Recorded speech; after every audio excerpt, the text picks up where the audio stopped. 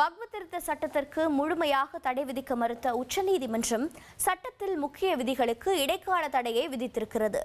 சட்டம் வழங்கிய மாவட்ட ஆட்சியருக்கான அதிகாரத்தையும் குறைத்திருக்கிறது. இதுகுறித்து விரிவாக பார்க்கலாம் இந்த செய்தி தொகுப்பில்.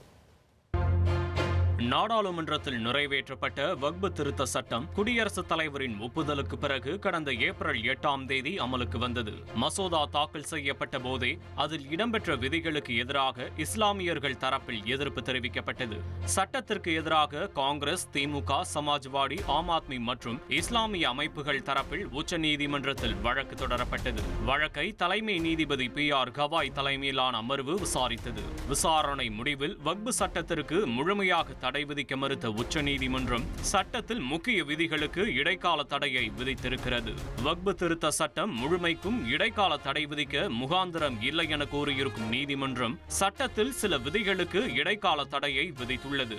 5 ஆண்டுகள் இஸ்லாம் மதத்தை பின்பற்றியவர் மட்டுமே சொத்தை வக்ஃபுக்கு தானமாக வழங்க முடியும் என்ற விதிக்கு உச்சநீதிமன்றம் இடைக்கால தடை விதித்துள்ளது.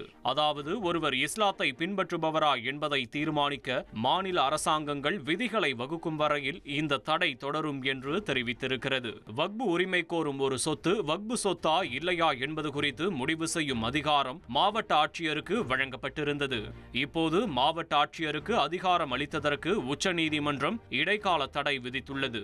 இது அதிகாரத்தை மீறும் செயல் என கூறியிருக்கும் நீதிமன்றம் சர்ச்சைக்குரிய வக்ஃப் நிலம் விவகாரத்தில் தீர்ப்பாயம் அல்லது நீதிமன்றத்தால் உரிமை முடிவு செய்யப்படும் வரையில் 3ஆம் தரப்புக்கு உரிமை உருவாக்கப்படக்கூடாது என கூறியிருக்கிறது. அதுபோக வாரியங்களில் இஸ்லாமியர் அல்லாதோர் இடம்பெறுவதில் கட்டுப்பாடுகளை நீதிமன்றம் விதித்திருக்கிறது. மத்திய அரசு வக்ஃப் கவுன்சிலில் இஸ்லாமியர் அல்லாதோர் எண்ணிக்கை 4ஐ தாண்டக்கூடாது என்றும் மாநில வக்ஃப் வாரியங்களில் இஸ்லாமியர் அல்லாதோர் எண்ணிக்கை 3ஐ தாண்டக்கூடாது எனவும் நீதிமன்றம் கூறியிருக்கிறது. அதே வேளையில் இஸ்லாமியர் அல்லாதோர் வாரிய தலைமை செயல் அதிகாரியாக இருப்பதற்கு நீதிமன்றம் தடை விதிக்கவில்லை. அதே வேளையில் முடிந்தவரையில் ஒரு இஸ்லாமியர் இருக்கலாம் என்ற கருத்தை நீதிமன்றம் பதிவு செய்திருக்கிறது. உச்சநீதிமன்ற உத்தரவை வரவேற்றிருக்கும் எதிர்க்கட்சிகள் மத்திய அரசின் சதி முறியடிக்கப்பட்டிருப்பதாக கருத்து தெரிவித்துள்ளன. ஒருவர் இஸ்லாமியராக இருந்தார் என்பதை அரசாங்கம் எப்படி முடிவு செய்யும் என காங்கிரஸ் MP இம்ரான் பிரதாப் கார்கி கேள்வி எழுப்பியிருக்கிறார். வக்ஃப் திருத்த சட்டத்திற்கு எதிரான போராட்டம் தொடரும் எனவும் எதிர்க்கட்சிகள் தெரிவித்துள்ளன.